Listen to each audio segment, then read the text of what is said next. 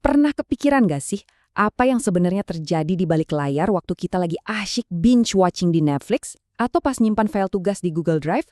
Jawabannya cuma satu kata, cloud. Nah, hari ini kita bakal bongkar tuntas apa itu cloud computing dan gimana caranya kekuatan tak kasat mata ini bisa jadi senjata rahasia buat proyek kuliah kalian selanjutnya. Coba deh, bayangin skenario ini.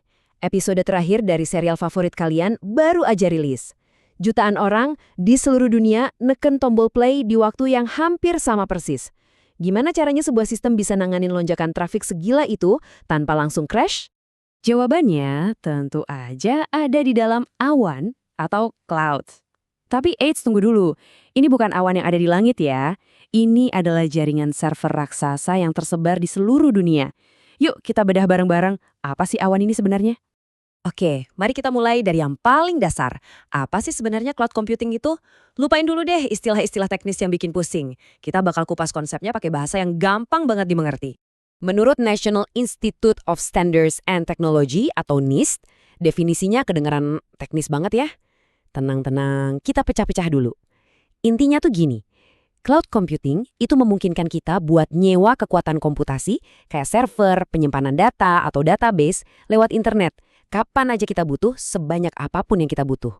Jadi gampangnya kita nggak perlu lagi beli dan ngerawat sendiri server fisik yang mahal. Cukup sewa aja. Simpel kan? Nah, di dunia percloudan ini ada 3 model layanan utama. Anggap aja ini kayak milih alat yang pas buat kerjaan yang beda-beda. Kamu mau bangun rumah dari nol? Atau mau ngerakit rumah prefabrikasi yang udah setengah jadi? Atau mau langsung sewa apartemen yang udah full furnished? Yuk kita lihat satu persatu. Pertama ada IaaS atau Infrastructure as a Service. Ini tuh ibaratnya kita beli tanah kafling sama semua bahan bangunannya. Semen, bata, besi. Kita dapat komponen paling dasarnya, kayak server virtual, penyimpanan, dan jaringan. Kita punya kontrol penuh mau bangun apa aja di atasnya. Mau bikin website super kompleks, aplikasi game, atau sistem analisis data, semuanya bisa. Tapi ingat ya, semua pekerjaan konstruksi teknisnya ada di tangan kita. Coba kita lihat tabel ini. Perhatiin deh garis pemisahnya. Semua urusan hardware, jaringan, sampai virtualisasi itu diurusin sama si penyedia cloud. Nah, sisanya yang di atas, mulai dari sistem operasi sampai data kita, itu sepenuhnya jadi tanggung jawab kita. Kontrolnya penuh, tapi kerjaannya juga penuh. Dan ini dia contoh paling terkenalnya, Netflix. Mereka itu nggak punya data center sendiri loh. Mereka justru nyewa infrastruktur raksasa dari Amazon Web Services atau AWS. Ini yang bikin mereka bisa nambah atau ngurangin ribuan server cuma dalam hitungan menit, tergantung seberapa banyak orang yang lagi nonton. Nah, itulah kekuatan IaaS. Fleksibel banget kan? Selanjutnya, kita naik satu level ke PaaS atau Platform as a Service. Kalau IaaS tadi kayak beli tanah, PaaS ini ibaratnya kita beli kit rumah prefabrikasi. Kita udah dapat kerangkanya, dindingnya, atapnya, sama semua alat yang dibutuhin. Jadi kita bisa langsung fokus ke hal yang paling seru, nulis kode dan nyiptain aplikasi yang keren, tanpa perlu pusing mikirin urusan infrastrukturnya. Sekarang coba lihat tabel PaaS ini. Perhatiin deh, gimana tanggung jawab si penyedia cloud jadi lebih banyak, sampai ke urusan middleware. Artinya apa? Artinya, kita sebagai developer benar-benar cuma perlu fokus ke 2 baris terakhir itu, aplikasi dan data kita sendiri. Efisien banget kan? Nah, ini nih yang relevan banget buat kalian para mahasiswa. Bayangin tim kalian punya ide brilian buat bikin aplikasi web untuk tugas akhir. Pakai PaaS kayak Heroku, kalian tinggal tulis kodenya, unggah, dan boom! Aplikasi kalian langsung online dan bisa diakses semua orang. Nggak perlu lagi pusing mikirin konfigurasi server, install sistem operasi, atau ngurusin update keamanan. Dan yang terakhir, model yang paling sering kita pakai sehari-hari bahkan mungkin tanpa sadar, SaaS. Alias Software as a Service. Ini analoginya kayak nyewa apartemen yang udah lengkap sama semua perabotannya. Kita nggak perlu bangun atau ngerakit apapun. Tinggal masuk, bawa barang pribadi, dan langsung nikmatin semua fasilitas yang ada. Dan kalau kita lihat tabelnya, di model SaaS ini, tanggung jawab kita sebagai pengguna itu minimal banget. Si penyedia layanan ngurusin semuanya, dari A sampai Z, dari server sampai aplikasinya. Kita cuma perlu ngurusin data kita sendiri. Benar-benar definisi dari tinggal pakai.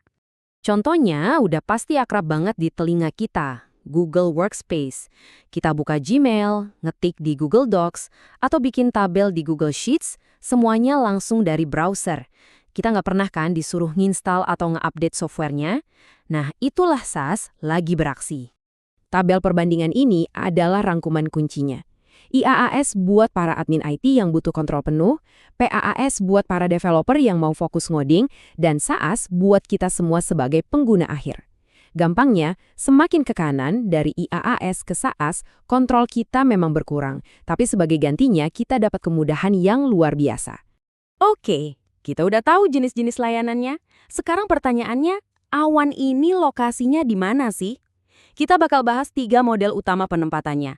Public, private, dan hybrid.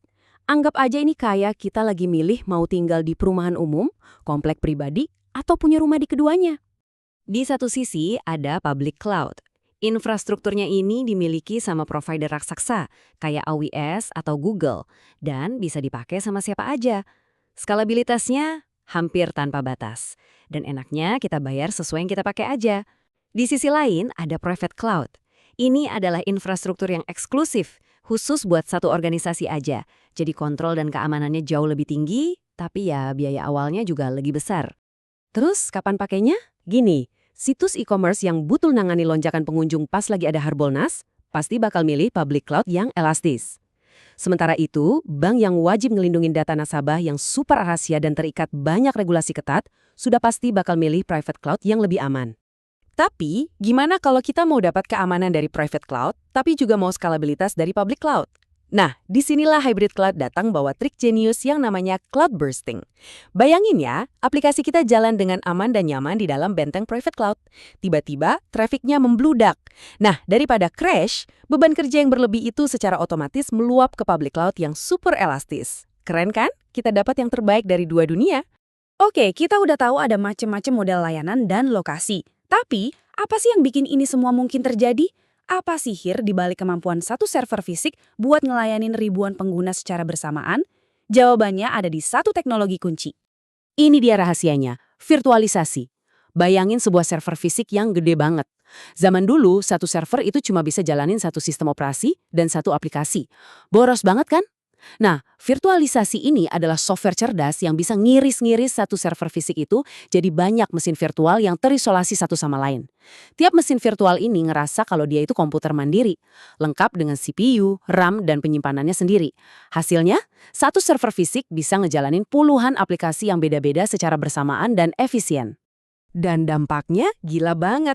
Teknologi virtualisasi ini bisa ningkatin efisiensi penggunaan server sampai 80%.